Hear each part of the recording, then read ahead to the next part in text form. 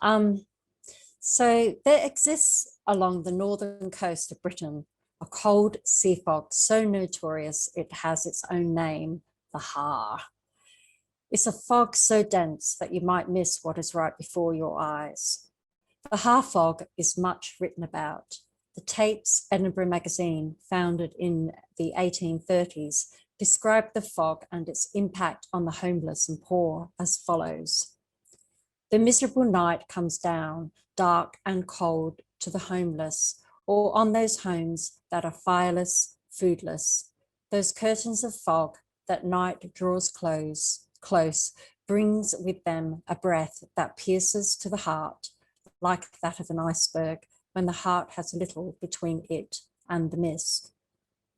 When I first visited Edinburgh as a backpacker in 1999, my awareness of the lost souls of Edinburgh's homeless was obscured by a fog of my own making, where, taking to heart the words of the artist formerly known as Prince, I did indeed party like it's 1999. On my second visit to Edinburgh in 2013, the fog of those backpacking, partying days were long behind me. Now I was a mother, clear-eyed, alert, tightly holding the small hands of my 9-year-old daughter and 7-year-old son, gently maneuvering them around the seemingly endemic bundles of sleeping bags and cardboard boxes that were the home to Edinburgh's street dwellers. It was with more than a tinge of guilt that I checked my family into our apartments, just a stone's throw from the Royal Mile. So Lou, if you want to show the Royal Mile picture, the infamous cobblestoned thoroughfare that snakes up to Edinburgh Castle. Reflecting back now on the events that unfolded, it's not without irony that, unbeknownst to us at the time, our modern accommodation was literally built upon Edinburgh's old town, a centuries-old subterranean world where people clandestinely lived and worked in darkness and filth because homelessness was deemed illegal. Lou, there's a vault's cross-section because it's kind of hard to imagine. And then there's a couple of photos of the actual subterranean old town and the subterranean tavern. Yeah, so our traveling party consisted of my husband, Tony, our 2 kids and my mum-in-law. Tony and I left the kids with my mum-in-law to buy some groceries from a nearby Tesco Express, just a 2-minute walk through the alley backing onto our apartment building. In the UK, you can purchase alcohol along with your groceries. Ahead of us in the Tesco checkout queue was a dishevelled older woman. She was swaying back and forth, her speech was slurred, and I watched in disbelief as the guy behind the counter sold her a full bottle of vodka. She staggered past us, mumbling to herself, and I was shocked by her obvious vulnerability. I muttered to my husband that I didn't think she was just drunk, that there appeared to be an underlying medical condition, perhaps a mental health issue. I mentioned my concern to the guy who sold her the vodka, but he just shrugged. I understood it wasn't his job to play nursemaid to every drug and alcohol damaged person to cross Tesco's threshold. But still, I was shaken. Back at the apartment, Tony had nipped out to get something from our hire car. We were a few floors up, and I was taking in the sights from the apartment window. I had a clear view of the walk bridge and stairways that linked our building to the main street. Suddenly, I spotted the woman I'd seen in Tesco, weaving her way across the walk bridge. So Lou, there's a couple of, there's a view of the, from the apartment, the Slater steps, and then there's a view of the other direction, if you can share that. She was alone.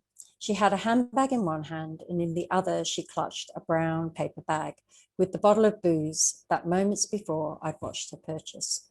Swaying, she took a huge swig of neat vodka, then she bent over and rested her head on the walk bridge railing. It crossed my mind she might be planning to jump, and my alarm ratcheted up another notch. My mum-in-law joined me at the window and laughed at the sight of the swaying woman, astonished how someone could be so drunk so early in the day.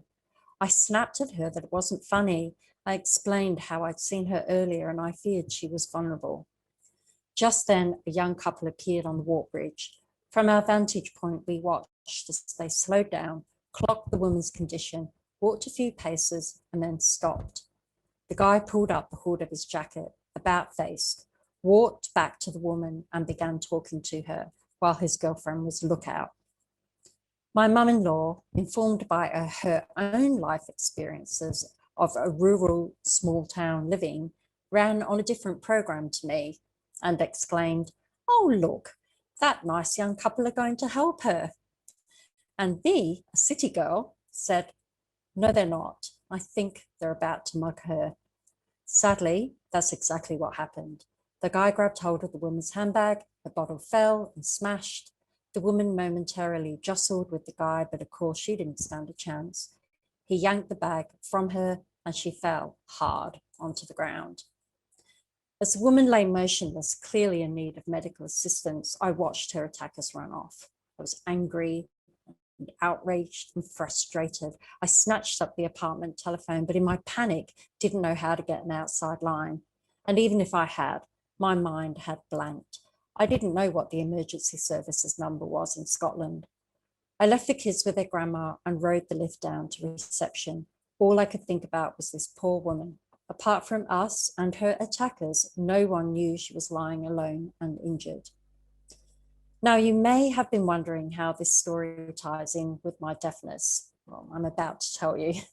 For years, I had worn analog in-the-ear hearing aids. I coped quite well using landlines. However, once mobile phones saturated the market, my analog hearing aids were not compatible with digital cell phones. I only realized this after my boss at the time was on a landline call and asked me to answer his mobile phone for him and take a message. I couldn't hear anything other than crackling static. Back then, I was still masking my deafness, embarrassed and ashamed of it, so I made up some fib about it being a bad line. But I knew if I was going to keep my job, I needed to upgrade to digital aids, cue another bank loan when I'd scarcely finished paying off the last. And I was okay for a while. I continued to get by.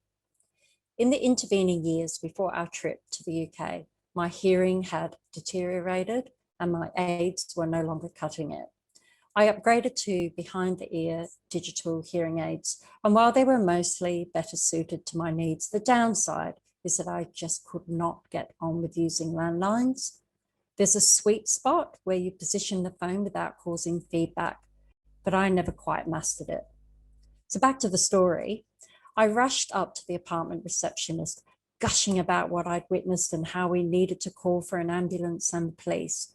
But English wasn't the receptionist's first language. I think she was French. And I was gabbing on in my hybrid English Aussie accent. So communication between us was difficult. But she got the gist. She dialed emergency services and promptly handed the phone to me. I desperately tried to find that bloody sweet spot, but I couldn't. Not being able to hear the emergency operator was one of the most frustrating moments of my life. And believe me, as a deaf person, there have been many. I handed the phone back, trying to explain why I could hear her, but not the operator. And all the while the clock was ticking, I knew that woman was alone and needed help. Eventually, we managed to alert the relevant authorities. Relieved that help was on its way, I returned to our apartment. But this isn't the end of the story. Shortly after, we left the apartment to traverse the Royal Mile and visit Edinburgh Castle. We were walking through the alleyway that cut through to the Royal Mile when I spotted a homeless guy by some bins, rummaging through what was obviously the woman's discarded handbag and shoving items in his pockets. He was dressed differently to the mugger, so I guessed the guy was just an opportunist. I quickly informed my husband, who was a step or two behind me with our kids. I started to approach the guy, thinking my husband was still behind, but sensibly, he'd done his own about face to remove the kids from the scene. He didn't think I'd be stupid enough to confront this guy. So buoyed by the mistaken belief that my hubby had my back, I walked up to the guy and said something daft like, "Is that your handbag?" "No," he said, "I just found it." "I've just witnessed a mugging," I said, "and that looks like the same handbag." It's like we were playing chess. It was his move next. And he said, "Yeah, I was looking through it, checking for some ID, and then I was going to hand it into the police." We both knew it was a crock. But I carried on playing the game. "Actually, I've just called the police and they're on their way to the apartment where I'm staying. How about we hand in the handbag at reception? It's just around the corner." His face was a picture. I could see him weighing up his next move.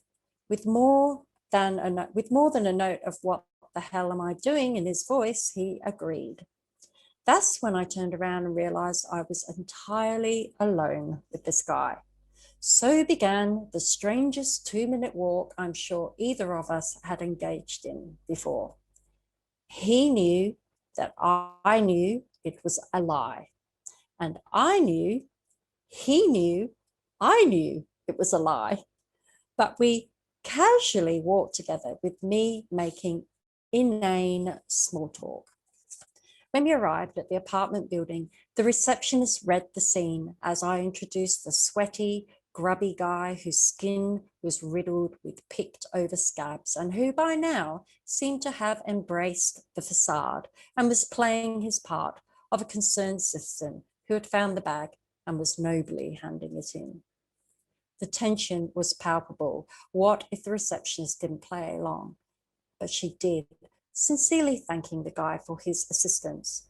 Then followed the only moment of authenticity between us. I looked him straight in the eye and suggested he should go before the police arrived. He did not need telling twice. He hot-footed it out of there in a flash.